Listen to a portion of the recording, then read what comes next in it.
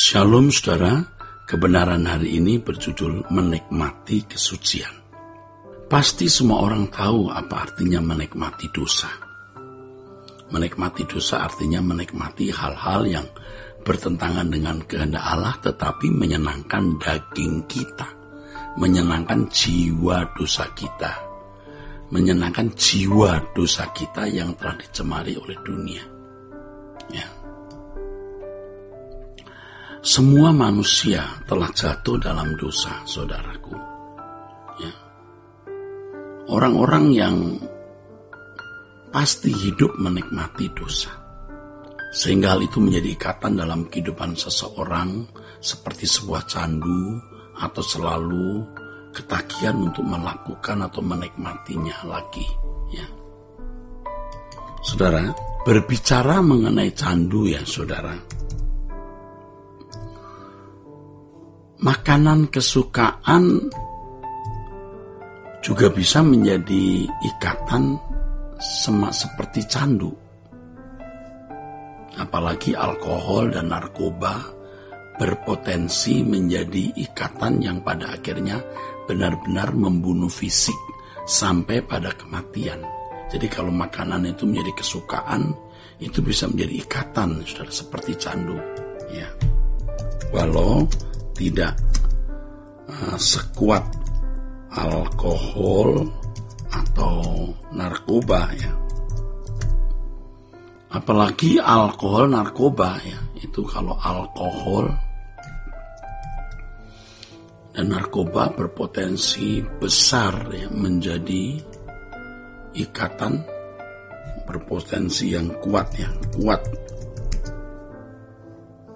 menjadi ikatan yang bisa membunuh ya. Demikian pula dengan dosa bisa dinikmati dan menyenangkan sampai seseorang tidak bisa lepas dari hal itu sampai mati, kemudian masuk neraka ya. Nah saudara, banyak orang mengenal, mengalami dan bahkan menikmati dosa secara terus-menerus sampai mati. Ini mengerikan sekali. Sebab orang yang menikmati dosa tidak akan mendapat bagian dalam kerajaan Allah. Ya, Yerusalem baru hanya untuk orang-orang kudus yang tidak bercacat, tidak bercelah. Kalau dosa bisa dinikmati, demikian pula kesucian mestinya juga bisa dinikmati. Tetapi faktanya sedikit sekali orang yang benar-benar menikmati kesucian sampai menjadi kecanduan terhadap kesucian tersebut.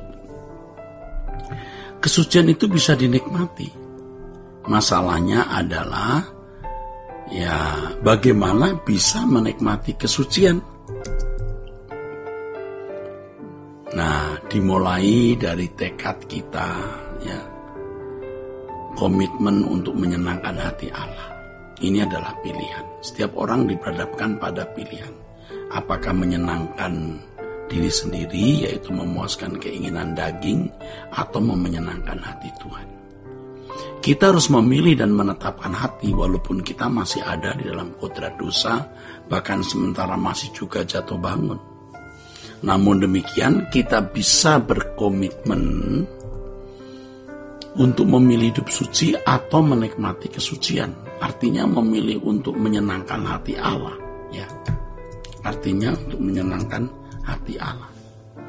Hal ini harus kita putuskan. Kalau kita berani mengambil keputusan untuk menyenangkan hati Allah dalam segala hal dan setiap saat, itu berarti kita mengasihi Allah.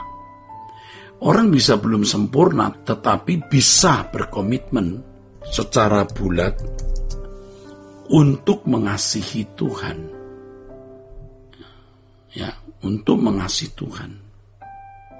Orang-orang seperti ini, saudara, pasti dituntun Roh Kudus untuk bisa sampai pada kesempurnaan dalam perjalanan hidup dipimpin Roh Kudus, saudara. Seseorang akan mendapat banyak tantangan, godaan, cobaan, dan tawaran-tawaran kenikmatan daging. Kenikmatan dunia atau kesempatan-kesempatan untuk memuaskan keinginan daging atau keinginan jiwa yang dicemari dosa selalu ada ya. Selalu ada kesempatan itu. Dalam hal ini, seseorang harus bergelut dan bergumul. Ya. Tidak sedikit yang jatuh bangun. Ya. Namun demikian, saudara, kita tidak boleh berhenti berkomitmen untuk mengasihi Tuhan. Kita tidak boleh berhenti berkomitmen untuk menyenangkan hati Allah. Komitmen kita untuk menyukakan hati Allah harus diupdate setiap hari. Diupdate artinya harus diperbaharui setiap hari. Selanjutnya kita harus berjuang bagaimana kita bisa menikmati kesucian secara permanen. Ketika kita memilih untuk taat, pada saat itu juga ada kesempatan berbuat dosa, saudara. Dalam hal ini, saudara, Tuhan mengizinkan kita mendapat peluang untuk menikmati dosa. Ya. Ada peluang atau kesempatan, saudara. Selalu ada. Ya. Di mana kelemahan kita, di situ kita diuji. Kalau kelemahan seseorang adalah kesombongan, Tuhan memberi kesempatan untuk menjadi sombong, ya saudara. Kalau kalau kelemahan seseorang itu materi, ya, Tuhan memberi kesempatan untuk menikmati materi, harta dunia, ya, materi harta dunia. Ya, maksudnya materi harta dunia, ya.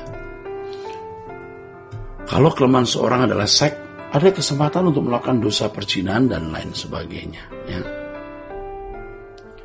Jadi saudaraku sekalian,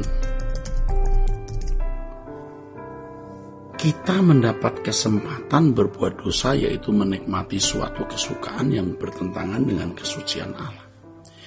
Nah, kita harus menolak dengan tegas. Untuk ini kita harus rela menyakiti diri sendiri, ya, demi menyenangkan hati Tuhan. Kalau kita mau memuaskan diri sendiri, maka kita tidak menolak perbuatan dosa tersebut. Selanjutnya hal ini akan menjerat dan menjadi seperti candu yang mengikat, saudara. Ya. Menjadi seperti candu yang mengikat. Tapi kalau kita menolak dengan tegas perbuatan dosa, pada mulanya menyakitkan diri kita sendiri, tapi kalau itu terus berlangsung dalam hidup kita, akhirnya kita bisa merasakan kekudusan itu, nikmat dan sangat indah. Akhirnya menolak dosa bukan saja tidak menyakitkan diri sendiri, tapi menjadi kesukaan.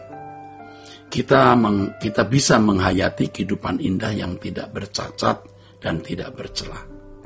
Ya, kita bisa menghayati kehidupan yang tidak bercacat, tidak bercela, dan itu indah sekali. Atmosfer kesucian itu harus kita nikmati. Akhirnya yang kita gumuli adalah bagaimana memiliki kekuatan batin untuk menolak segala perbuatan yang dapat menyakiti hati Tuhan. Pada waktu ada di gereja, kita mudah berkata bahwa kita mau hidup suci, tapi ketika kita mendapat kesempatan berbuat dosa di mana tidak ada mata yang melihat, tidak ada orang yang tahu kita melakukan, tidak mudah loh menjaga kesucian, saudaraku. Ya. Bagaimana kita memiliki kekuatan batin untuk menolak dosa? Tentu saja adalah kebenaran firman. Kebenaran firman yang kita terima membangun mindset yang takut akan Allah. Selanjutnya kita harus merasakan hadirat Allah dalam doa dan persekutuan dengan Allah setiap saat. Inilah yang membuat kita menjadi benci, muak terhadap dosa, dan kita baru bisa menikmati kesucian dan hidup menjadi indah sekali. Ya, kiranya kebenaran hari ini memberkati kita sekalian. Sola Gracia.